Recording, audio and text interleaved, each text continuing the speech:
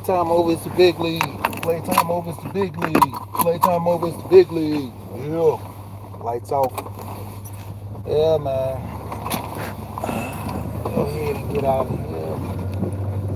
Y'all might see a little video later. I don't even know if I might drop that video. Like I said, make tons of videos and just keep them in the tuck. Don't need to drop them. But New Year's resolution. Let's see, did I even have my Bluetooth set up? Let's see if my Bluetooth even set up. Yeah, we good. We popping.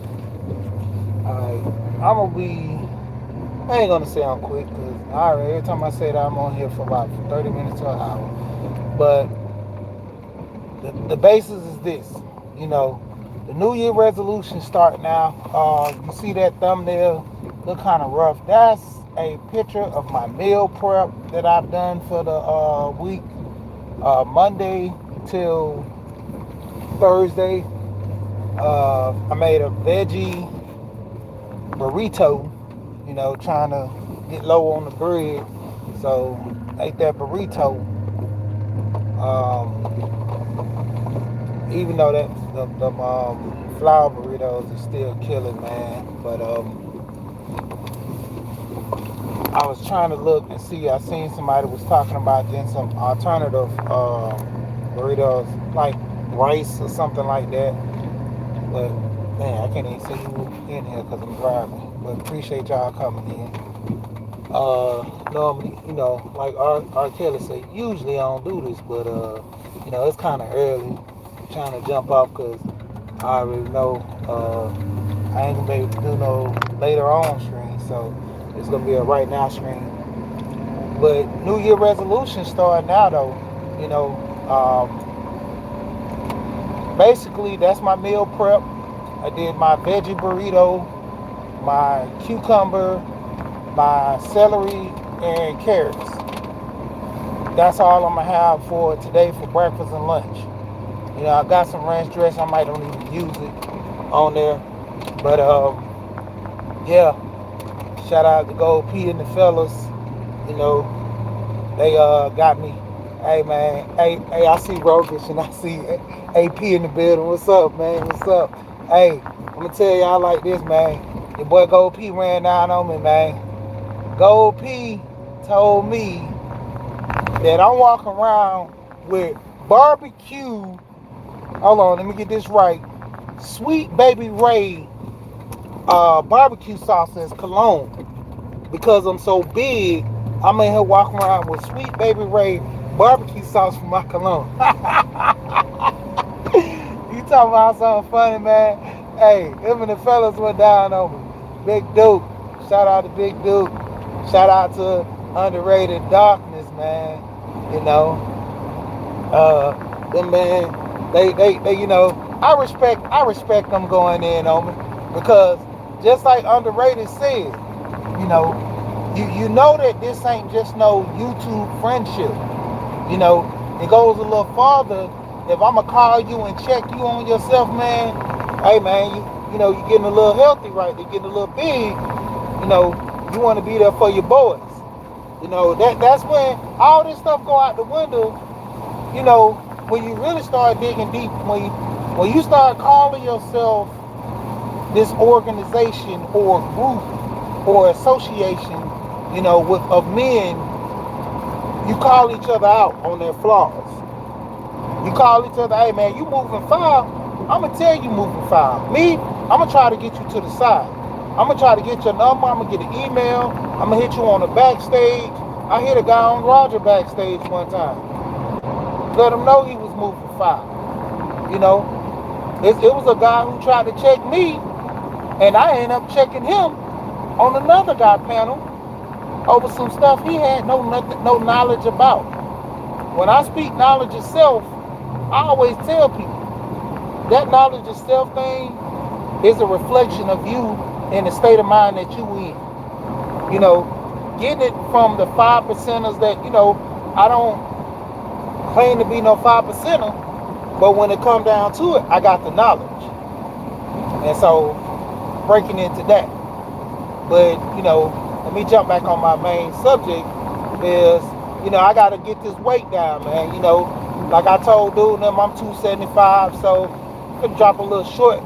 Later, I went up to my one of my old coaches' school, so I'm finna be up there, helping them coach, and also that's gonna be my gym membership right there. That's gonna be my gym membership. So I'm finna go out there and help these little young boys get good, and at the same time, I'm gonna get myself fit, and that's the whole thing, like that old school, I still got it. I ain't lost it, man. Yeah, man. Hey, 275, man, and then I can move. I'm a problem, man. Like when I walk in the room, man, I'm only like 5'11", man. I'm not that tall, but if I had a little more height to it, I'd be real scared because I walk around with everybody say I walk around with a mean mug, and my whole thing, ever since I used to wrestle, my coach always say, "What you smiling for? What you so giggly? What's so funny?" And I was like, "Nothing." He said, "Wrestlers don't smile. You gotta have that serious look." And I was a little kid that used to laugh and play and smile a lot, but then I kind of took that serious, and I adopted that so-called mean mug. But it's not even everybody who knows me. The first thing they say, man, big as you is, man, I thought you was a killer or something. And then not to mention, my voice ain't as deep. So people, when they see me, first thing is like, oh, hell no. Then when I get to talking to them and they get to know me, and it's a whole nother story. They're like, oh, man, you cool, man. First time I seen you, man, I thought it was going to be a major problem. I remember the first time I went to this school, I was in elementary. All the kids, it's this one, out of all the kids, it's this one dude, he said all his friends, he basically beat him up. And so I started laughing. I'm like, yeah. He's like, every one of my friends, I beat him up. Every one of them. I was like, oh, yeah. So I look at all the other dudes. I'm like, did he beat you up? He like, yep. Did he beat you up? He like, yeah. And I asked the other one big dude, I say, did he beat you up? He's like, hell nah, man. He's like, I'll stump a mud hole in dude. So I'm sitting there laughing, and I'm like, so basically what he was trying to insinuate with me, because like I said, I was a big dude in elementary. You know what I'm saying? Everybody started outgrowing me till I got probably 9th grade. Well, I would say 10th grade. 9th or 10th grade. Because what I was in the 8th grade, I was pulling the rim. Like I was going to play basketball.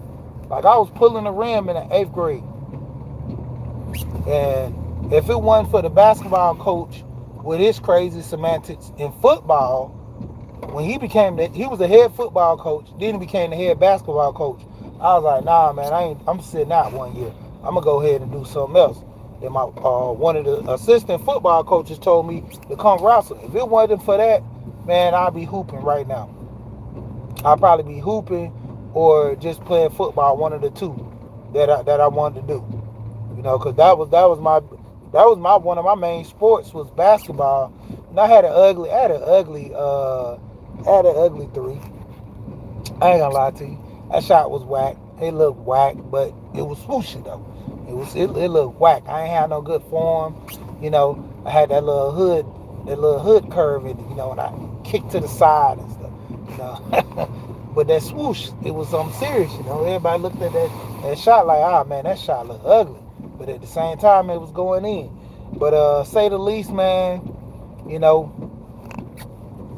I got into wrestling and, kept me going, man. Buckets. That's how I was getting them on.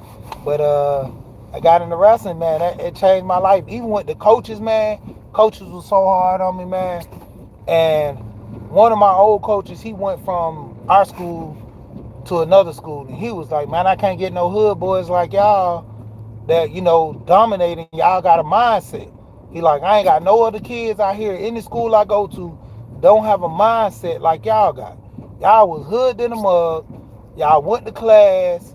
He's like, I either got some hood kids that was dummies, or I got some hood kids that was smart, but they were too hood, and then they'll just go off. He's like, y'all were a perfect balance, you know.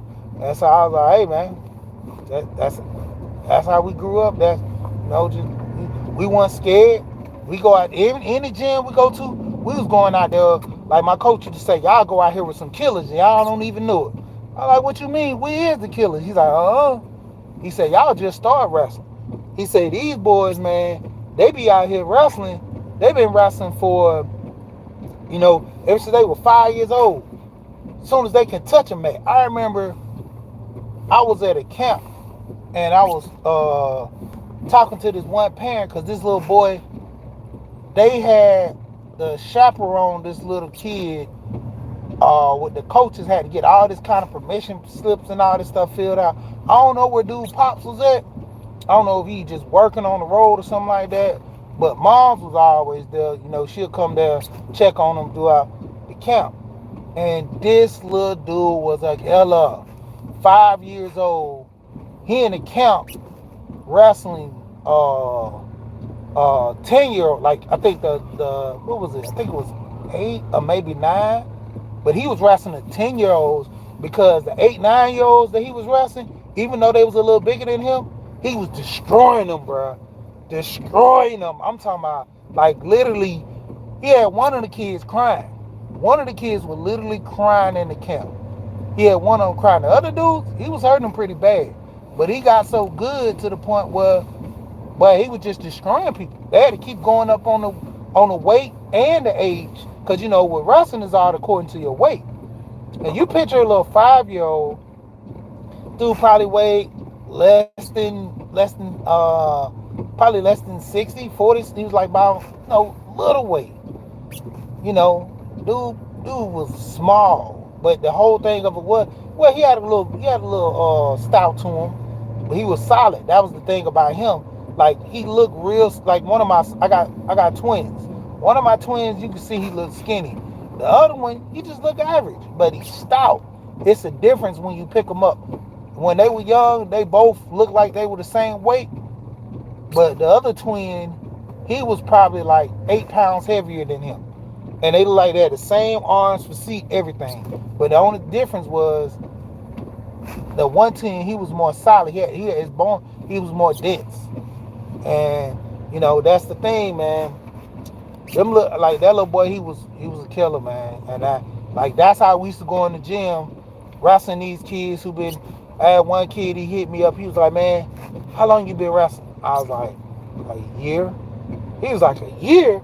Man, dude went off. He was like, man, I've been wrestling for like 6 years, and you beat me? I was like, yeah. He was like, how did you learn? How did you get into this? I was like, bro, this is my first year. I don't know nothing. I just only learned what my coach told me. Who's your coach? Where your coach at? Started talking to my coach and everything. My coach was like, man, will you send that boy over there for me? I was like, hey, man, he kept talking to me. I don't want to talk to him.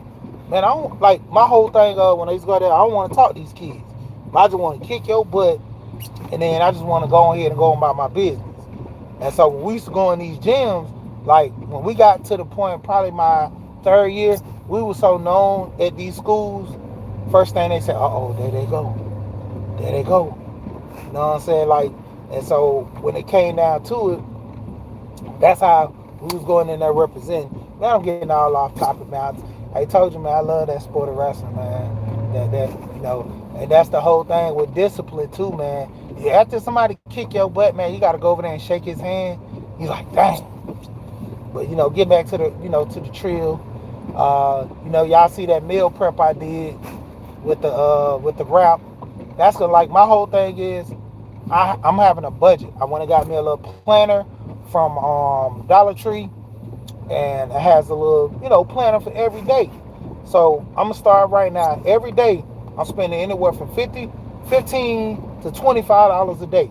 So at the end of the week, when I get my paycheck or I have it in my account, I gotta transfer that money at the end of the week, just like I got paid. My account has to get paid, showing that I've taken this much money out for the week that I normally spend through the week. And when I go buy groceries or something like that for me to go to work, that money is coming out of there. It's gonna be aside from my house groceries. because I don't want to, mix it all up. I could, but say the least, I'm trying to have a good, strong budget. So that money's gonna go towards me, what I normally do when I eat at work. Like I've already bought like a case of water, bought my Powerade. Those are my drinks. I don't really drink juices. I drink juice, but I don't drink sodas like that. Every now and then I get a soda, and I always get sodas. I mostly get Sprite. Because I used to deal with dialysis patients. They always say all the colorings, they bad for your kidneys. So me always talking to dialysis patients, I would always know not to drink sodas like that. And if I do, drink something with don't really have dye in it like that. That even kills me when I drink those Powerades and stuff too. I try to stay away from the red ones. It was like the red dye is always the worst, to the degree. And I got some granola bars, got some Nutri-Grain bar, all that little stuff, to where I'm eating those, and that's my whole thing, my whole spiel. I'm eating that throughout the week, and according to normally what I be spending, it'd be almost around 25 a day. You know what I'm saying? So I'm pushing, any given week, I'm almost hitting like 150, easy. Probably not 175, because when I take accounting in, that 25, that's just for breakfast and lunch. And then you talking about me buying juices, snacks, chips, cookies, all that stuff. I remember one time I went in there, just got a couple of little snacks, and it lasted me like a day and a half. Like I bought it that afternoon, going back home, then ate some of it the next day till it was all gone. $17. $17 just on those snacks alone. So like I said, I'm doing this budget. This is going to be my New Year's resolution right here. All the stuff that I'm doing now is prepping for the New Year's. I don't have to wait till the New Year's to get my resolution started. Even with my weight loss, I'm doing all this stuff now. I'm not waiting till the New Year's to have my resolution started. All y'all waiting till the New Year. All y'all trying to, eat up all the stuff you can before the New Year's. Man, I cut myself off for all that now. Same thing I told you with my budget. My pocket is going to be just like same. I'm budgeting my pocket now. All this money, I just found this app.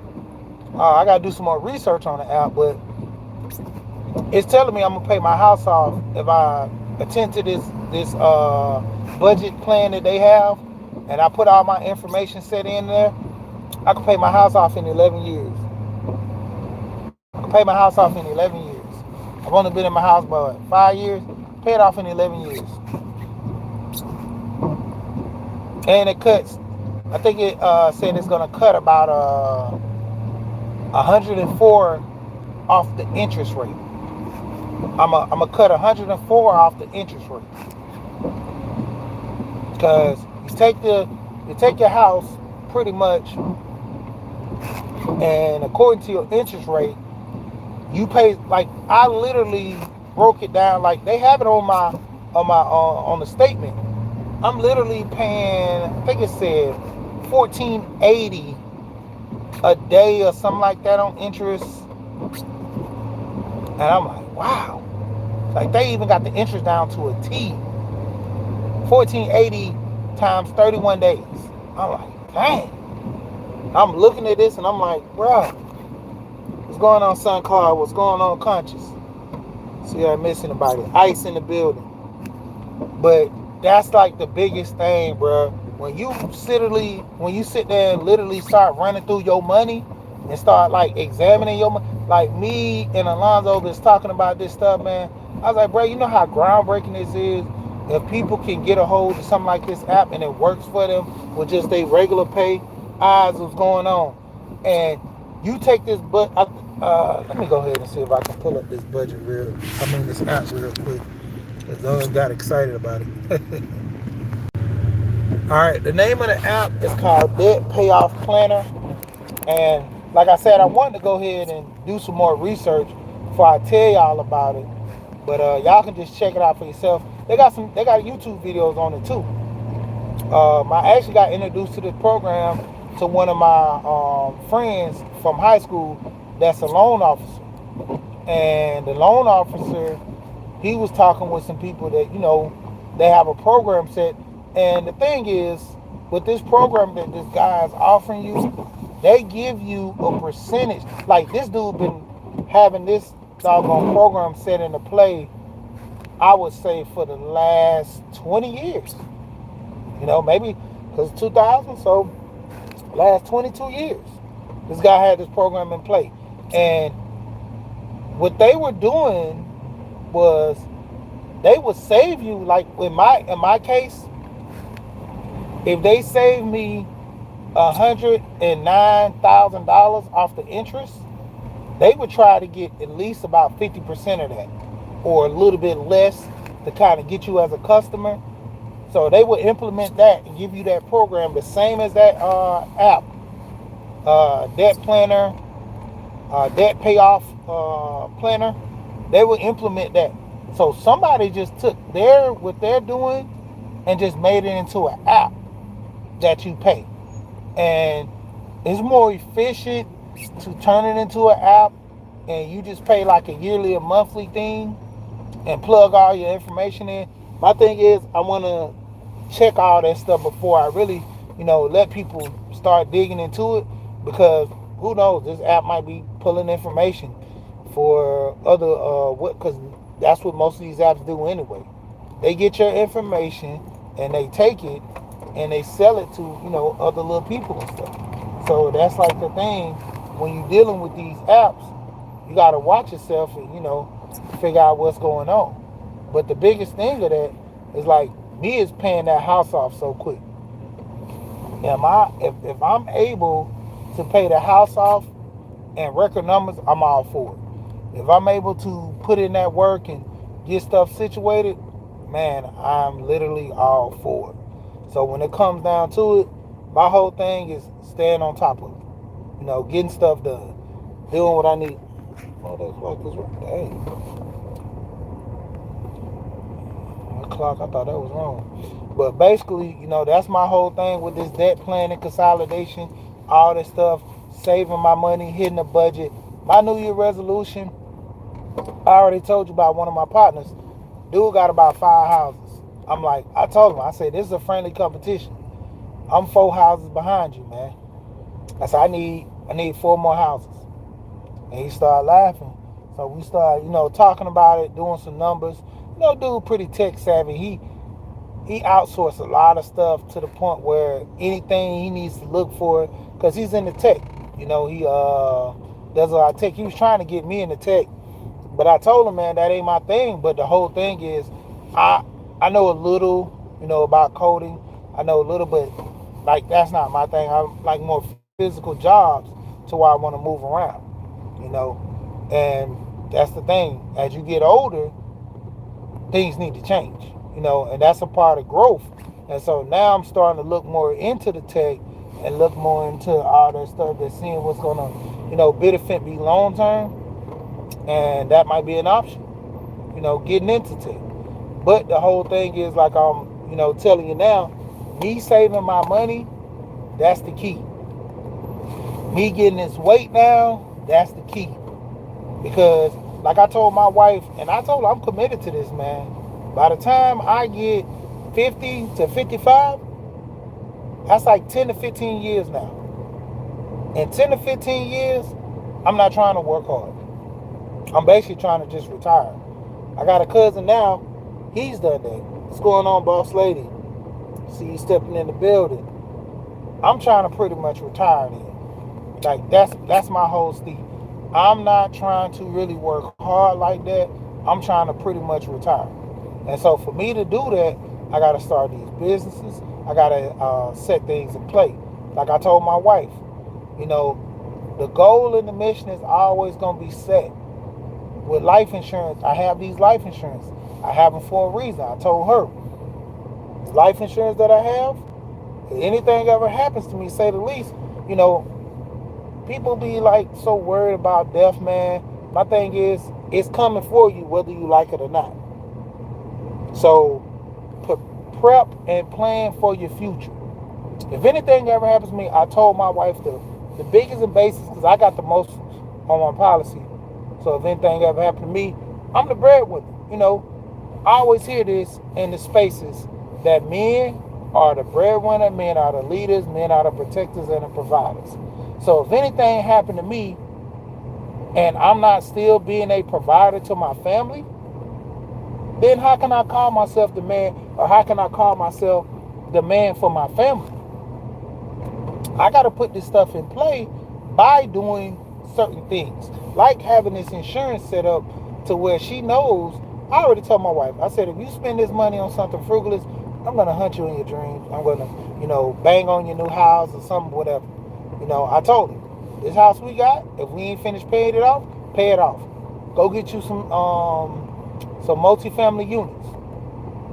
I was like, go get you preferably an apartment if you can afford it, and getting that budget from the money that you have from my life insurance take about, say the least about 400,000.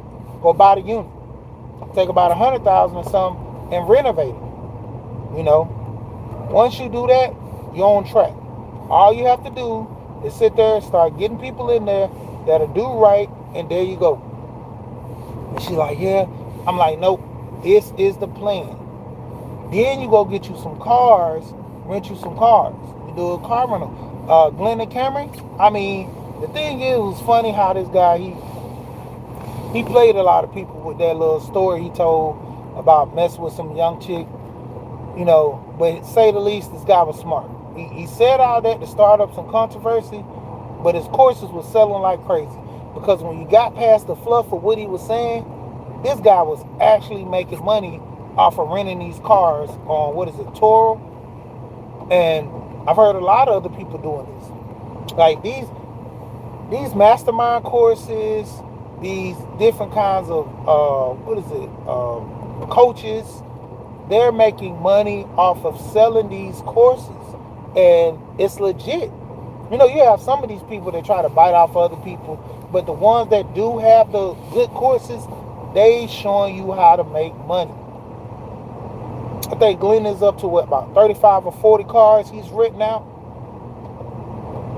every week. So when it comes down to it, this man is literally just rolling. He said how he had the one Range Rover. He rented out that Range Rover for 1 month for like $68,000 or $7,000. He paid $14,000 for that Range Rover. So in 1 month, that Range Rover just about paid for itself. Nice Range Rover he rented to the lady. He learned from the first few times he was doing it that you got to get kill switches on these cars. You got to get GPS trackers on these cars.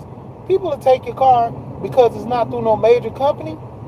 They give you the credit card, give you all the information right.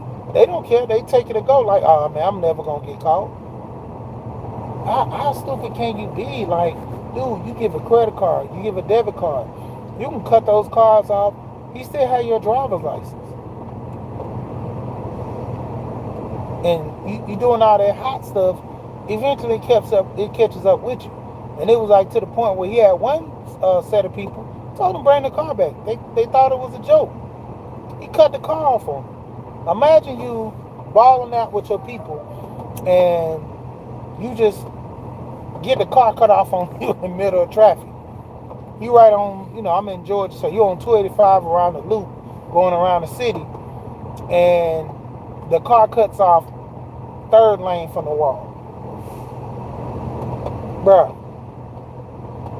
you know how bad that's gonna look? You know how much traffic you gonna cause?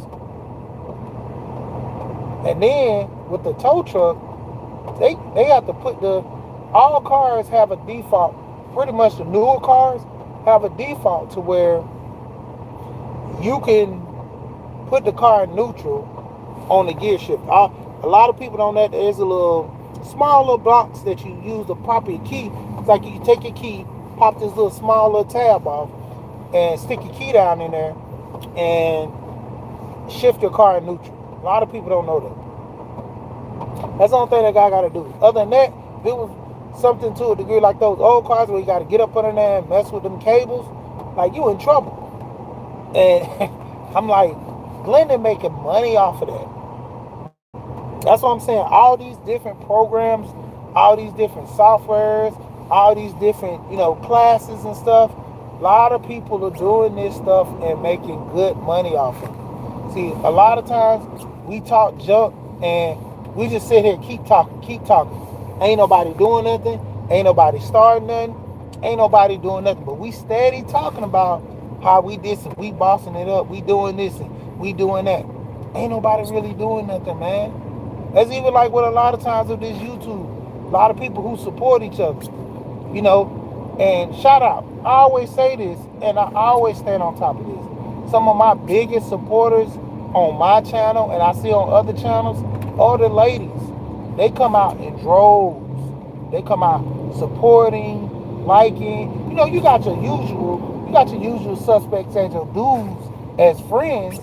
That as soon as you drop something, they're gonna automatically come over there because your notification. Long as your notifications coming through, 9 times out of 10, I'm always gonna be on people's channel. Even if you pass, like I see it on there, I come back and look through my notifications. I'm like, oh man, such went live, but I wasn't even over there. Go over there, get on that live. I go over there and get on the replay. Look at the replay. When it come down to it, man, it's hard sometimes to, try to support and help everybody, but to a degree, man, it's like, you talking about something crazy, like when you trying to, support people, look out for them, and a lot of people don't support you. But my whole thing, it ain't even about all that, because if I really was looking for that much love, I would only support people that support me. I would only come to people channel that come to my channel. But it ain't even about that. At the end of the day, like I say, man, this YouTube stuff, to a degree, it builds certain people's character, it helps certain people out. But for the most part, it's high school all over again. People want to be the popular kid. I literally don't understand how many times I hear so many people talking about you ain't popping if you ain't got subs. I'm like, really? I'm listening to people talk like, they this and that just because they got subs on their channel. I'm like, that don't make you pop. That don't make you pop. Like, bruh, I was well known, I was talking about earlier when I was in the sports. I did 3 sports. I played football, wrestled, and then I did track for like 2 years. And then the third year, because I was in high school for 5 years down, before they made middle schools on my side of town, you went from from kindergarten all the way to the 7th grade, then you switched over and you went to high school, 8th grade to 12th. So 2 years from 8th grade to 9th grade, I was into catch everybody. What's going on, April Showers? What's going on, lady? How you doing, April? So when I started, getting into the sports and stuff like that, I got real big on, trying to practice real hard and stay dedicated. That's why it's so easy for me to get into something and try to figure it out and, make it my mission to be good at it and do things right. A lot of my coaches, they stamp that on us that, whatever you're going to do it, man, do it to the best of your ability. If you ain't going to do it to your best of your ability, why do it? Why even try? Why bother? I'm like, you right. Even in business, I help a lot of people work with business. I started probably 3 companies, and that was always my thing that, I like the hustle, I like the money. Just like, like I'm talking to y'all now about me doing my budget. Every time I had like some side jobs or a second job, I would take that money and just throw it in the pot. I got to start keeping that money separate, because all these years of just, doing these side hustles, I'm finna go ahead and just make it all legit. Start paying my taxes on it, everything. Because me making all this money on the side, I'm listening to all these Instagram guys And I'm like, I've been dropping the bag this whole time. Peak game. You have literally people who start businesses. You got, I've heard Beyonce dad, Matthew Knowles, and Vlad, they was like, I don't own my house, I rent my house. I rent my house. I kept hearing them say that. I rent my house, I rent my house. I'm like, these dudes make all this money. They have properties, but they rent their house? I'm like, that's crazy. Like, man, you make all this money, but you rent the house. You don't even own the house. I'm like, this is an American dream to own home? Like, dang, these dudes doing it backwards. You got all this money and you rent a house. And some people might think, oh man, you know, if you rent your house, if anything goes wrong with your house, the landlord has to fix it. The same as that person being a landlord. But you know the real deep thing about that? They rent their house from their corporation. That's what they don't tell you. They will get a corporation. Only person that really dropped this knowledge was Grant Cardone. Grant Cardone has his house in his LLC, his S corp. So what he does is, if the house messes up, his company has to fix his house. His company has to fix his house if anything goes wrong with his house. It keeps his assets down low. He gets paid a check every single month. Well, weekly or whatever, how he wants to get paid. But he literally gets paid a certain amount of money. And he makes it to where if he want any extra money, that's a bonus check. Those are, you know, like the company has to pay for your bonus. So if you throw these big old checks, most times I got paid an extra $3,000 in my job because they messed up on my check. I let them keep, piling it up. I would say something here and there. When it got so much, I was like, hey man, y'all need to pay my money. And they said, hey man, we working this out. And actually, the thing of it was probably around like 25 or 23 or something. They gave me an extra 700. I wasn't complaining. They ran the numbers. They said their numbers were better than mine. Hey, who am I to say no? But they ended up telling me, it's like, man, I was like, man, just write me a check straight out. Because I've been taking so long. He was like, man, somebody got to pay the taxes on this. So they was like, versus us just write you a check and we pay the taxes. We're going to put it in your check so you pay the taxes. And I was like, dang. So that would have been straight cash for me. And somebody had to kick the taxes. And that's what these guys are doing, these rich guys. They're getting corporations and companies and they're paying themselves bonuses and make the company pay the taxes versus them. So that's how they can easily shoot off $100,000 in their pocket to go start a business. And they don't have no overhead or all that taxes they got to pay for. Like Trump. Everybody get on Trump about paying his taxes. Trump, that's his business, true indeed. But in that corporation, as far as his personal, that's business taxes. His personal tax is totally different. Why do you think he pays so much less than Joe Biden? He knows the codes. He knows the system. You got literally Jeff Bezos. Jeff Bezos pays retired IRS agents to come work for him. See, that's when you start getting, when I'm talking about this budget and stuff, this guy literally, he know what he's doing with his budget. You got retired IRS agents that, they pretty much been working at this job for years. They've been doing this for years. I know, a lady, she was a G14, no, a dude, G15. G15 is the highest in the government that you can get. One of my partners, he a G14. He went in to try to go work for the IRS and see what it was about. I mean, not the IRS, for the government. And he did some government work, typically the IRS and all these other people. Dude came in as a G14. He was like, man, I'm already coming in almost at the end of the pay grade. He was like, man, it's not going to work for me. because I'm gonna get capped. I'm gonna get capped when I get the G15. I'm gonna get capped. So he was like, man, I gotta do something different. I gotta go back to what I was doing, even though the pay might be, you know, to the point where I have to work more, but I get paid more money. And that's the whole thing.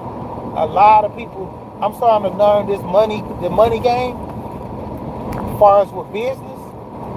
People getting these nice cars. Man, don't you know you can get a G-Body, which is the Mercedes big SUV that everybody used to get back in the day. Any vehicle over 6,000 pounds, you can write that off into your business. And the way Trump, Bush, when they came in, they had it to where you were paying these cars off through your business. Anything that you paid within the first year pretty much was getting paid off through your business.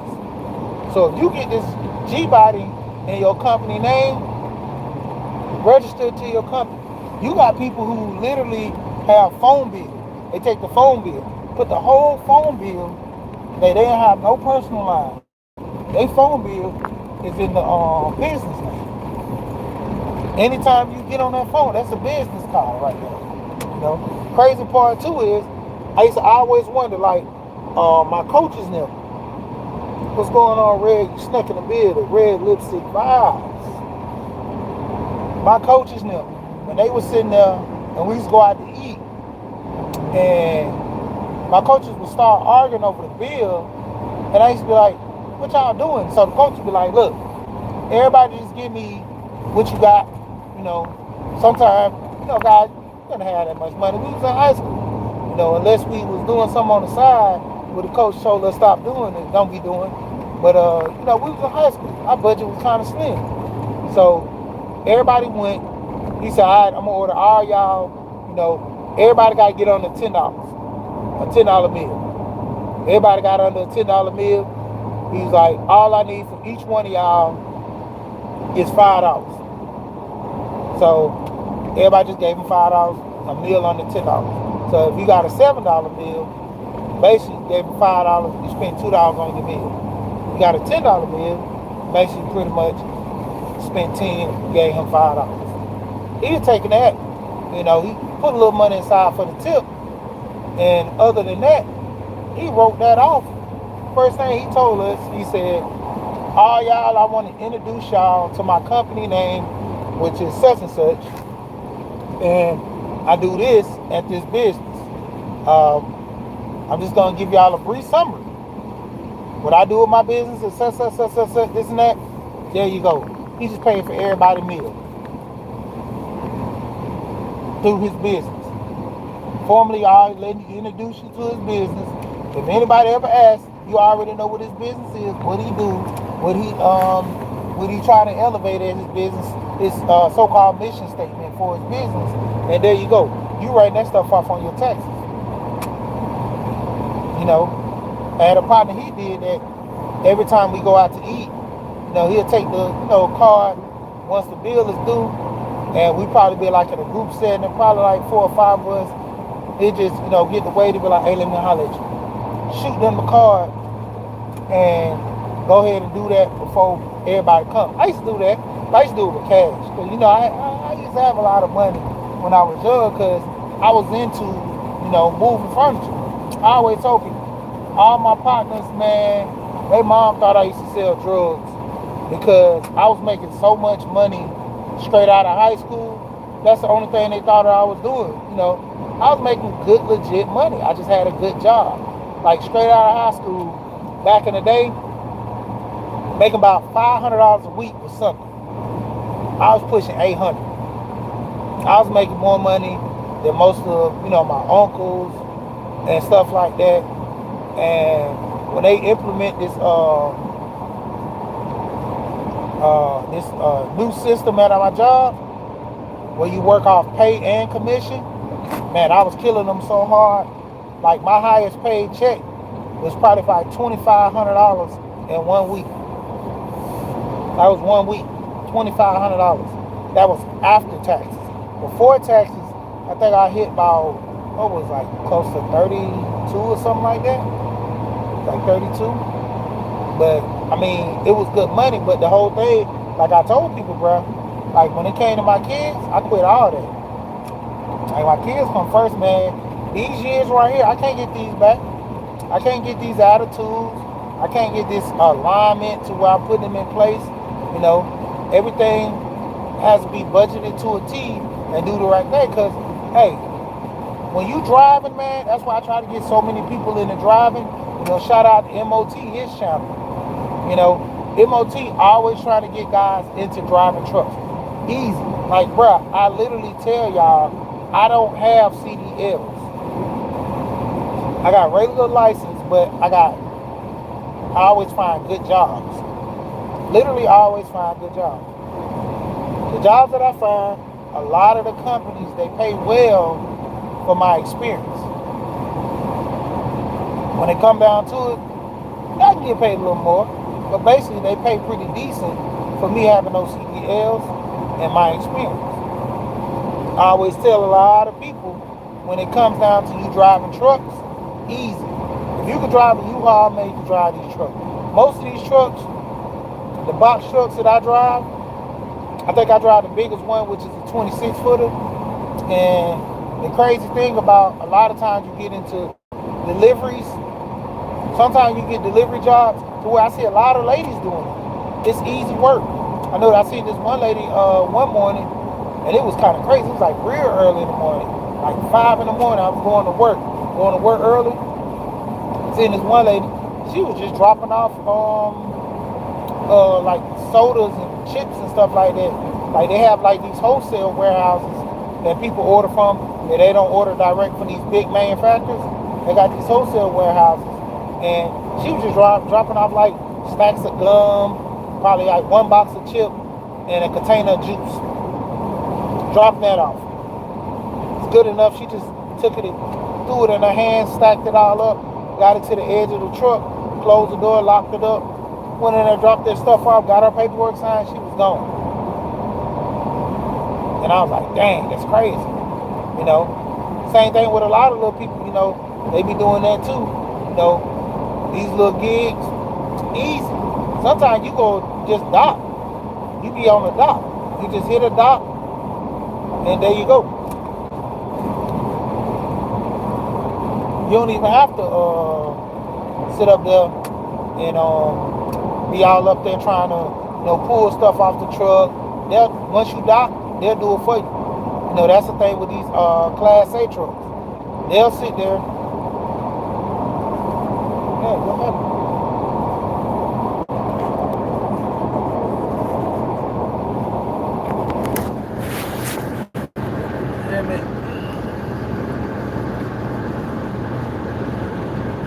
I hope my head is got disconnected. Can y'all still hear me?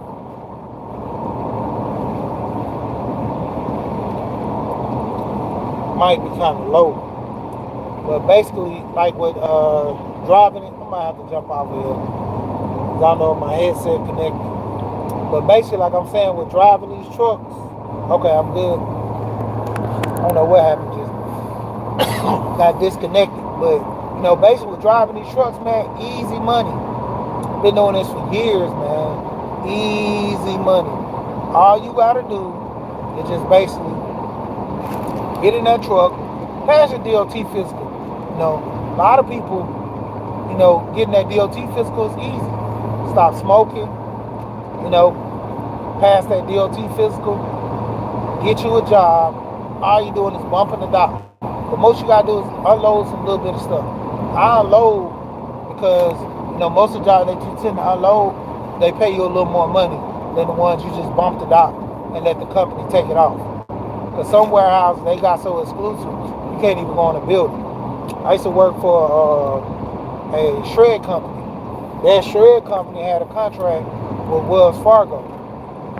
I can tell you all the big like spots you would never know they had money. Especially like our biggest contract is in Alabama. Like Georgia, I know a couple of them. But Alabama, I can tell you all the big ones up in where is that? What's the Birmingham? Birminham got two big spots. One spot is set off in a tuck. You don't even know that's a spot for Wells Fargo. It's just like a little mental hospital. They got their own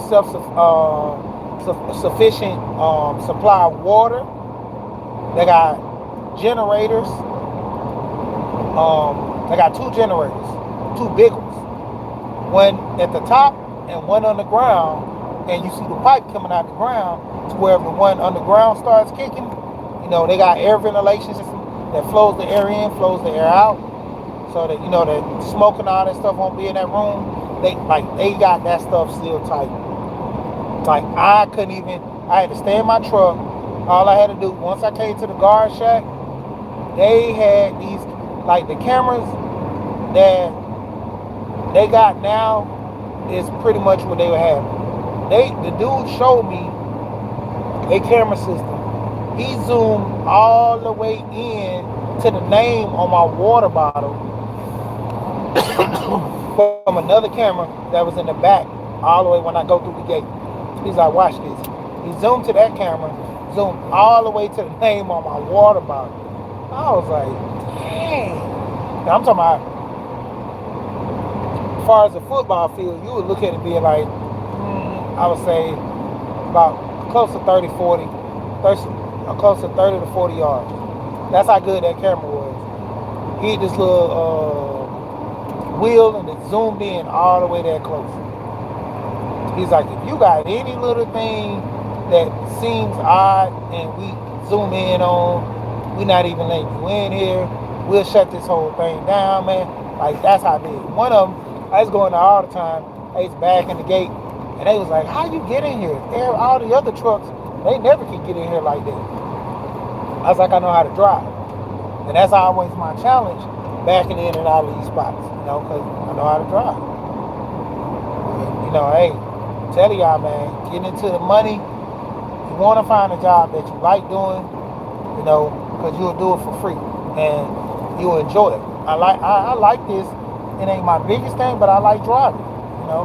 I do it for the fam, but if I had a choice to do some other stuff, yeah, I'd do that. You know, like I say about that coaching, man, at one point I was going to get my license, but it just ain't really a lot of money in it for me like I want. But if it was, man, I would have been got my license and started doing it, you know. I'm going to get ready to jump off of here, but that's just like Dion, man. You know, it ain't even the money with him. Because Dion got money. Dion trying to elevate himself bigger and better. Dion trying to put himself in position to the point where I don't want to be just a coach. I might even the head coach of the NFL. You know, you garner them relationships to where you start opening doors for other people. What he said about HBCUs, he's still gonna stand on that. So other kids, if they start running the HBCUs, what's gonna happen? These schools gonna start having to give more money. The HBCUs gonna have to start doing more to put these, you know, these kids in the seat. Because it already, you got loyalty amongst your race where a lot of kids are going to HBCUs. Alma maters of your parents going to these schools, then you go to these schools. But at the set rate of all said and done, when it comes down to it, these schools gotta, you know, treat these kids better, do more for them to get them at these schools. They gotta, you know, get them in like the way Dion got the #1 prospect to come out there and play for him. Now who knows, if Dion leaves, that boy might leave too. You know, to say the least, man. Got to get on the ball, man. Can't be playing. You know. And I'm going to end with this, with that New Year's resolution. I'm telling y'all, why start with New Year's? Start now. Start my little diet, and I'm going to go back to doing my workout videos to where, you know, I'm going to start working out. Even if it's like 15 minutes. You You know, shout out to Duke was telling me to get back on my bike. He's like, man, get back on your spin bike. And the crazy thing is, my kids broke the spin bike to where I can't see the miles, the calories, and all that stuff. I don't need that. I just need to get on there and just go. Get on there and just go. It still work. I can move it around. Get on there and just go. You know, play my music, put my video on, have me rolling. I'm just rolling and going, rolling and going. You know, that's why I get back on there. Set my camera up, set everything up good, and then just take off. You know, I have my music in my ears because, you know, you can't play music on YouTube without being licensed and all this other stuff. And I ain't trying to get into all that, you know, even though you can go on there, credit the artists and all this other stuff, but I'm like, man, I just rather put the play on in my headphones and I be going. You see me yelling, yeah, rapping the lyrics, stuff like that, then I'm good. But say the least, man, I'm almost at work, so, you know, my thing to everybody, salute. You know, we here in the building. Like I always say, we here and we gone.